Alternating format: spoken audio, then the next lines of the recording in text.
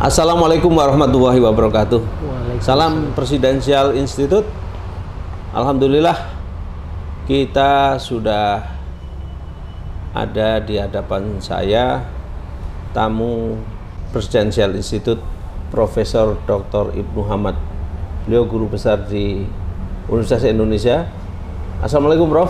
Waalaikumsalam warahmatullahi wabarakatuh. Selamat sejahtera buat kita semua. Amin, amin ya. Mudah-mudahan dengan melalui diskusi, narasi, dan mendukung memperbanyak literasi kita dalam rangka mencari dan menguji kualitas para pemimpin masa yang akan datang.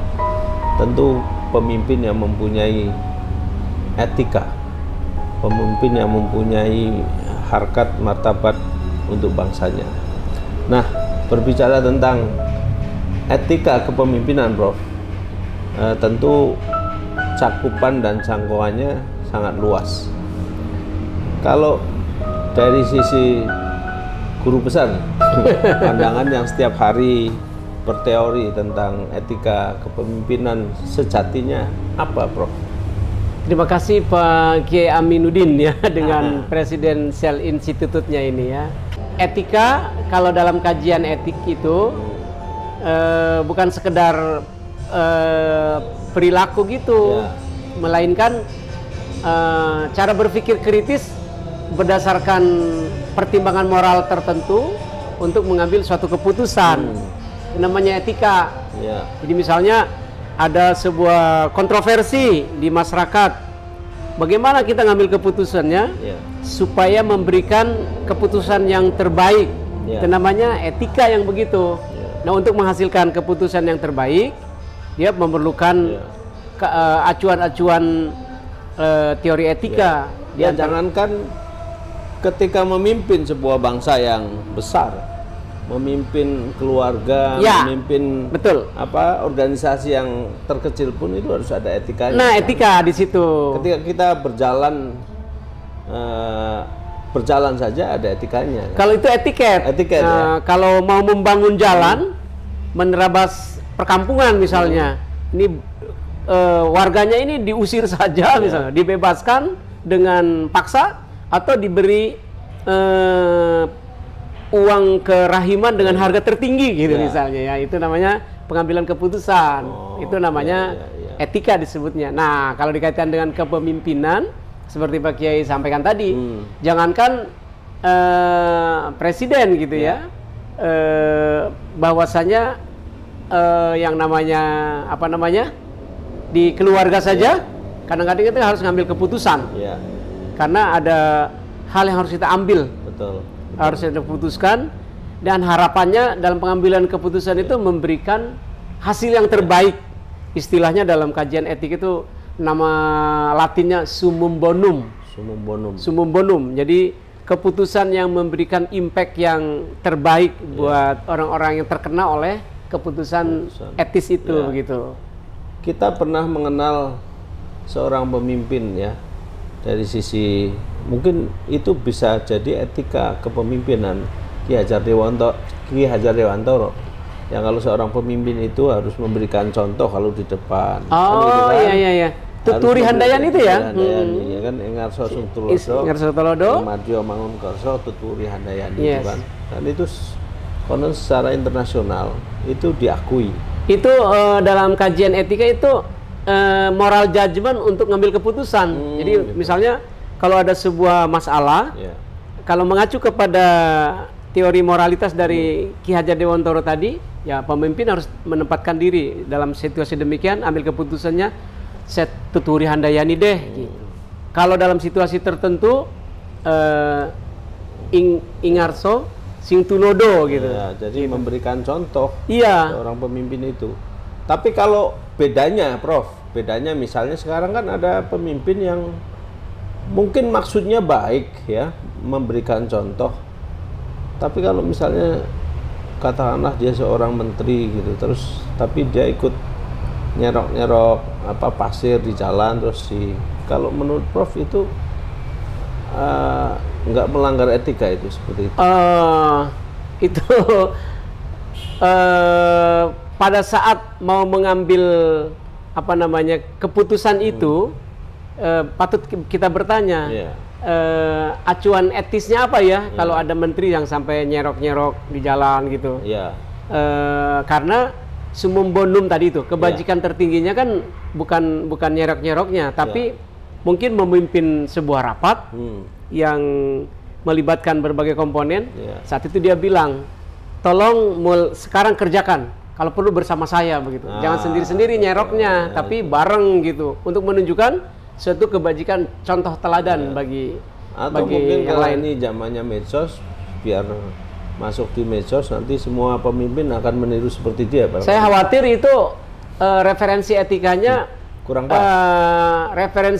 referensi etika egoism disebutnya. Gitu. Karena ada macam-macam referensi etik itu. Ada yang egoism, ada yang subjektivism, ada yang altruistik, ada yang komunitarian, ada yang libertarian. Ya, tipe-tipe orang yang mementingkan kepentingan umum biasanya itu altruistik biasanya. Lalu komunitarian. Kalau misalnya ada pemimpin yang lempar-lempar hadiah dari mobil itu, apa itu, Prof? Itu melanggar etika nggak? Tadi itu etika itu prinsipnya tadi pengambil keputusan untuk memberikan yang terbaik. Kalau ada seseorang misalnya membagi-bagi hadiah, kalau itu dianggapnya memberi impact yang sebanyak-banyak kepada masyarakat luas, ya silakan saja. Tapi kalau hanya sesaat segala gitu, ya selevel pemimpin kurang elok lah begitu. Kurang pas lah. Ya mungkin dalam hal teori etika kepemimpinan, yang penting kebijakannya itu loh, yang pengambilan keputusannya. Yang namanya penguasa, kekuasaan itu kan dengan tanda tangan aja dia udah saat kan, gitu, mengambil membuat tanda tangan itu dia harus punya pertimbangan etik ya. Ini saya tanda tangan, jangan nih keputusan membuat sebuah jalan kah, membuat sebuah bangunan kah, menggelontorkan sebuah peraturan kah. Kalau semua itu dianggap memberikan kebaikan tertinggi sebanyak-banyak kepada kepentingan publik, ya mungkin itulah yang lebih penting dalam keputusan etika kepemimpinan. Dakwah tertinggi itu ya ketika dakwahnya seorang pemimpin kan. Dakwah tertinggi efeknya. Misalnya dia dengan kekuasaannya hanya dengan tanda tangan peraturan ABCD, nah itu impactnya nanti akan terasa di apa? Bukan hanya saat itu ya, tapi sampai ke masa yang akan datang ya.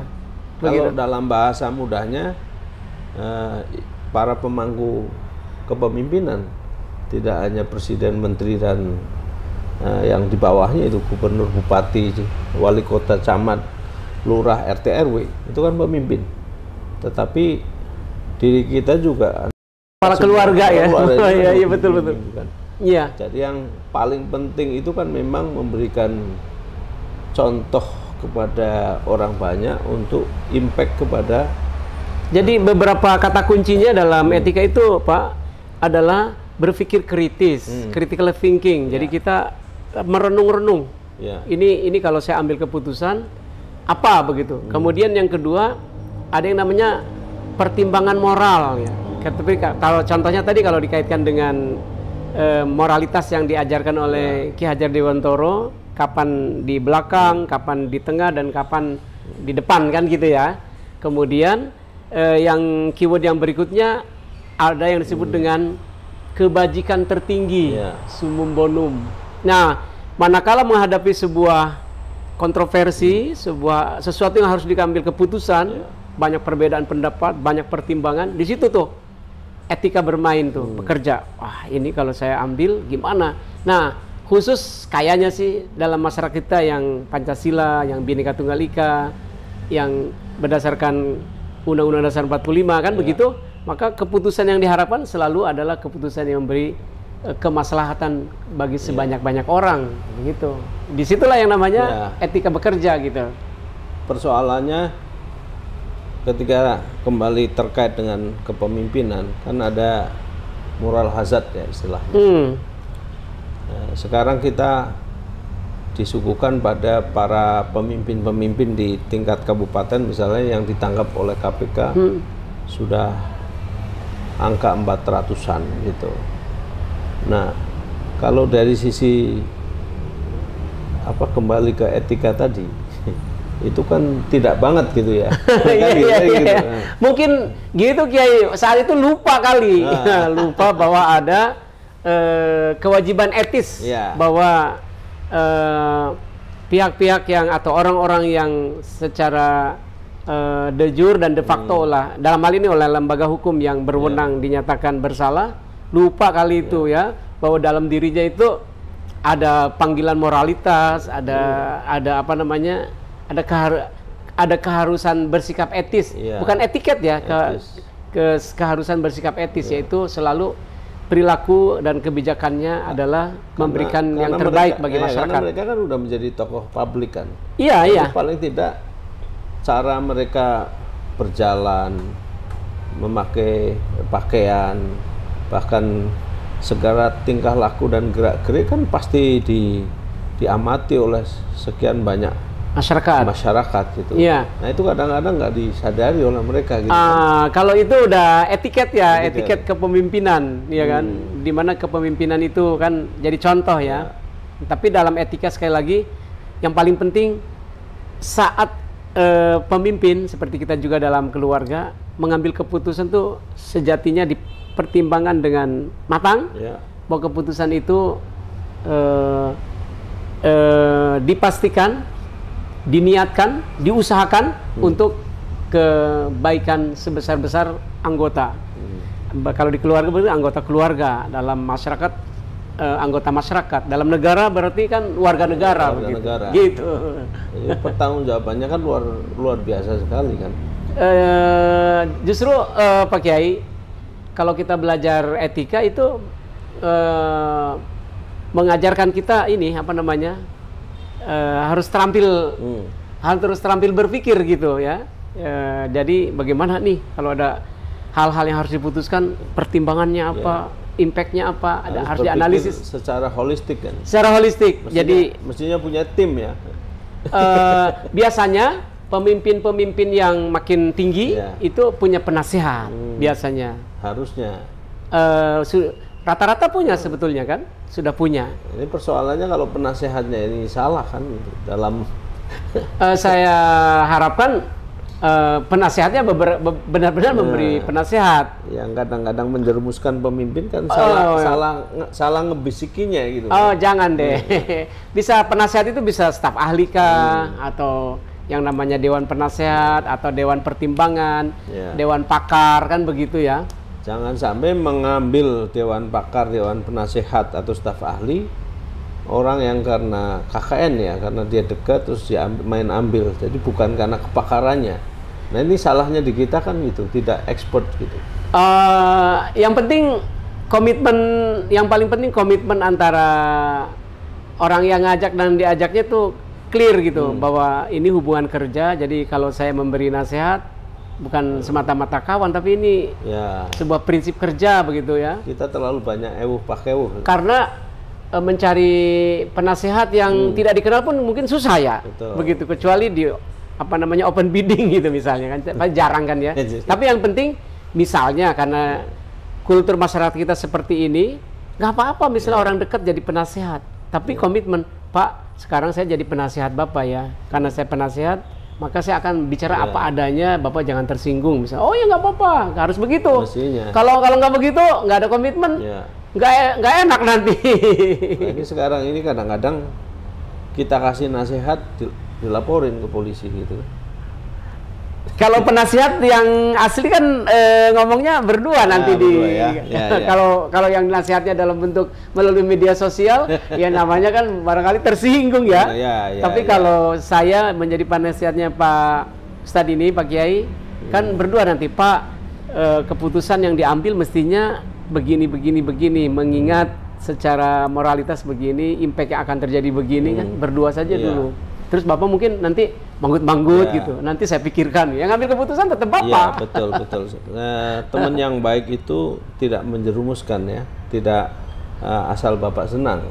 Iya. Paling enggak bagaimana teman yang baik itu memberikan jalan keluar bagi temennya yang akan terperosok ke jalan yang salah. Iya betul. Karena sejatinya jalan itu kan cuma dua. Karena surga sama neraka kan. Mau ke surga apa ke neraka? Gitu kan. Nah kalau punya temen diingatin, diajak ke surga nggak mau, maksud diajak ke surga nggak mau, gitu kan? Tapi yang itu penting juga dari pihak yang diberi nasihat juga harus legowo juga, Pak. Yang memberi nasihat sudah berupaya profesional begitu, tapi yang diberi nasihatnya kurang profesional, artinya cuek, tidak mau dengar, mengabaikan, ya yang memberi nasihat laba-laba juga, aduh, nggak enak. Soalannya kadang malah tersinggung dikasih nasihat. Kayak gitu. Karena itu kalau begitu diangkat jadi penasihat harus kita komitmen sebetulnya, Pak, bahwa saya ini penasihat Bapak, jadi izin kalau sesuatu saat berbeda pendapat. Tapi karena berkenaan dengan nasihat ini, tentu sekali lagi kalau menurut Prof, keputusannya dari para pemimpin itu. Kalau menurut Prof Hamad ya, dengan melihat konstelasi kepemimpinan Indonesia saat ini yang begitu kompleks sekali ya, ada skalanya kan mulai dari RT tadi kan, RT, RW, camat, lurah, camat, bupati, wali kota, gubernur, sampai presiden, menteri, presiden. Nah, kayak presiden kan sebenarnya punya penasehat yang namanya Watimpres, gitu kan, dulu ada DPA. Nah itu mestinya kan harus berfungsi di lembaga-lembaga ini. Saya nggak tahu kalau di tingkatan menteri tadi kan staf ahli apa segala macam, gubernur dan sebagainya kan pastinya ada. Nah silakannya kadang ada pemeo gitu. Kalau misalnya ada ulama atau pendeta atau tokoh agama, ketika mereka datang ke seorang pemimpin, dikira mau apa begitu kan, padahal kan seorang ulama itu kan fungsinya bagaimana memberikan nasihat tadi, supaya misalnya si pemimpin tidak arogan, tidak semena-mena terhadap yang dipimpinnya dan sebagainya gitu. Itu masih masuk kategori etika. Iya, karena saya yakin yang namanya penasehat, apalagi sudah levelnya, misalnya katakan posisi presiden gitu ya, tertinggi ya, pemimpin tertinggi lah ya, atau raja gitu misalnya, itu penasehat-penasehatnya yang ini, yang genuine ya, genuine, yang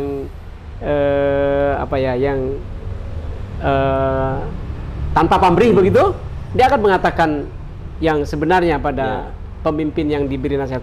Begini Pak Presiden, gini Raja, bahwa keputusan ini kalau diambil, kalau A yang diambil akan begini hasilnya, kalau B yang diambil akan begini hasilnya, kalau C yang diambil akan begini hasilnya.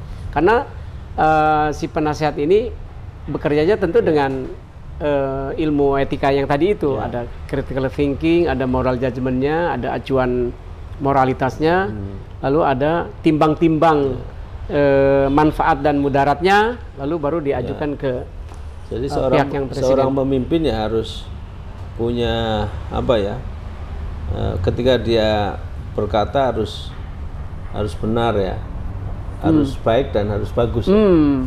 Nah hal-hal seperti itu kan etika juga. Itu lebih kepada etiket berbicaranya kali ya, tapi yang paling penting dalam etikanya adalah waktu pengambilan keputusannya. Waktu mau bicaranya itu, saya itu nanti memberi impact yang terbaik bagi masyarakat saya enggak gitu. Karena pemimpin itu satu kata saja jadi perhatian kan. Beda dengan kita. Udah berbusa-busa pun ya namanya juga rakyat biasa, dianggapnya apalagi biasa kalau aja. Raja ya dulu. Raja. Sabto Pandito Ratu. Betul. Kan? Dia harus sangat hati-hati. Kalau misalnya ada terpidana misalnya, dia hukum pancung atau gantung, itu udah nggak bisa dirubah. Waduh. Nah itu kan waktu mengambil keputusan bebaskan, tegakkan hukumnya atau bagaimana gitu, itu kan keputusan etika yang tinggi banget tuh. Dan itu pasti mengganggu secara psikologi, misalnya ketika ada temennya mau dihukum besok misalnya. Iya. Ya kan pasti akan mengganggu dia. Paling tidak jadi rame lah secara dalam lah. Secara kehidupan sosial jadi rame begitu ya. Iya. Nah, Prof. Ibnu Ahmad membaca bingkai kepemimpinan secara etis di Indonesia dari sisi kacamata keilmuan, komunikasi kepemimpinan apa, Prof? Yang saya lihat kabar baiknya sekarang ini suara masyarakat didengar ya, dalam pengertian begini. Kan sekarang ini ada yang disebut dengan media sosial. Media sosial ini melahirkan apa yang disebut dengan open government. Jadi pernyataan, keputusan para pemimpin ini kan diketahui oleh masyarakat. Betul. Nah, begitu ada keputusan A begitu, sekarang ini ramai masyarakat. Gitu ya. Nah, ini kabar baiknya kalau suara-suara masyarakatnya itu ditimbang oleh para pemimpin ini baik buat masyarakat dan baik buat kepemimpinan dirinya, biasanya keputusan A tadi itu ditarik lagi. Ini kabar baiknya itu. Mudah-mudahan kabar baik ini mengilhami kabar baik yang lain. Iya, tentu ini beberapa keputusan yang saya lihat oleh pemerintah yang sudah diambil karena ada suara dari publik, akhirnya direvisi, disesuaikan. Banyak kejadian. Karena sejatinya kontrol publik ini kan menjadi apa ya, apalagi dengan kemandulan pers sekarang ya, yang konon sudah tidak lagi cukup berpihak kepada masyarakat gitu kan, justru mereka lebih berpihak pada perusahaan-perusahaan besar dan sebagainya. Dengan adanya media sosial ini cukup menolong ya, iya, media sosial menolong ya. Cuman sekali lagi etika di dalam bermedsos kan juga harus dijaga. Jadi berkata harus, tadi itu kata Pak Kiai, harus benar dalam pengertian apa yang dinyatakan sesuai kenyataan, harus baik, apa yang dinyatakan itu memberi manfaat bagi sebanyak-banyak orang, jangan hanya bikin gaduhnya aja gitu, tapi bermanfaat, artinya berguna bagi kehidupan masyarakat. Dan terakhir ya bagus, artinya sesuai dengan etika, kode etik, norma sosial, norma hukum yang berlaku gitu. Kalau enggak bisa malah berbalik arah kan gitu. Karena masalah yang timbul dari kita semua itu kan bukan orang lain ya yang menimbulkan, karena lebih kepada diri kita kan. Itu sebabnya saya ingin mengatakan juga Pak Kiai, yang namanya etika sebagai sebuah keterampilan hidup itu bukan hanya mesti dimiliki oleh pemimpin dalam masa-masa musim medsos ini, para pribadi gitu.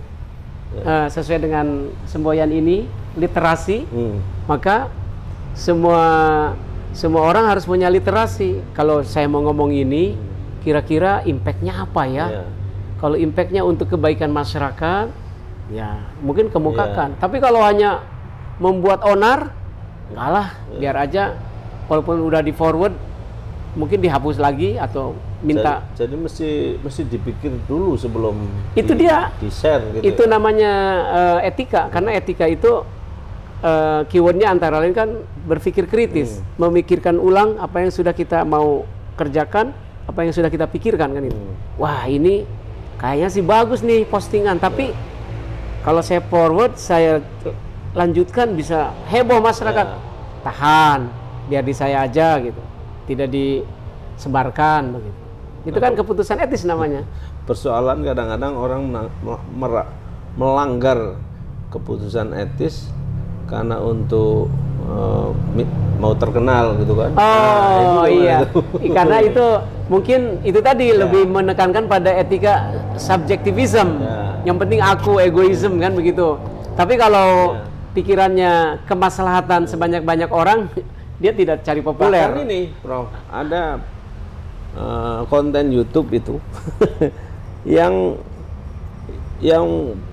produknya itu produk berantem terus gitu kan. Kalau tidak berantem sama seseorang, itu kayaknya takut nggak laku atau takut nggak ngeliat gitu. Kalau dikaitkan dengan literasi ini yang paling penting penonton YouTube-nya sadar ini permainan apa namanya pengelolanya biar dapat apa tuh namanya viewer yang banyak. Jadi jangan. Tapi kalau benar-benar sampai menimbulkan impact kegaduhan kepada masyarakat ya. Nah, etiketnya diperbaikilah begitu. Ini saya kira perlu ada aturan etika. Kan sudah ada undang-undang ini kan, sudah ada undang-undang ITE iya. Yang pasal 28 sekian ayat sekian itu kan sebenarnya kan sudah jelas hukumnya. Cuman terkadang ya itu ketika sudah kita laporkan berkali-kali dia membuat gaduh, kadang-kadang suka tidak ada respon juga dari para pihak ya, pemangku-pemangku yang. Tapi yang kabar baiknya tadi kan dari Prof. Hamad sudah mengatakan bahwa sudah mulai ada ketika ada protes dari sekian juta atau sekian banyak netizen gitu, kemudian sudah mulai ada apa namanya jalan keluar gitu. Sebagai closing statement, Prof, harapan Prof. Hamad terhadap etika kepemimpinan di Indonesia. Begini Pak Kiai, sebagai closing statement dari saya, kan kita tahu yang namanya pemimpin itu tugasnya mengambil keputusan diantaranya, ya kan? Hampir tiap hari itu mengambil keputusan. Nah, waktu pengambil keputusan itu kita harapkan para pemimpin itu memikirkan apakah keputusannya akan memberikan impact yang seluas-luasnya bagi masyarakat gitu. Kalau iya, ambil keputusan itu.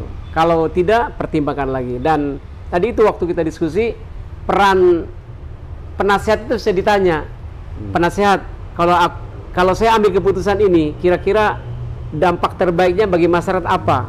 Kalau ini apa? Kalau ini apa? Nanti tolong analisis sama para tim penasihat saya.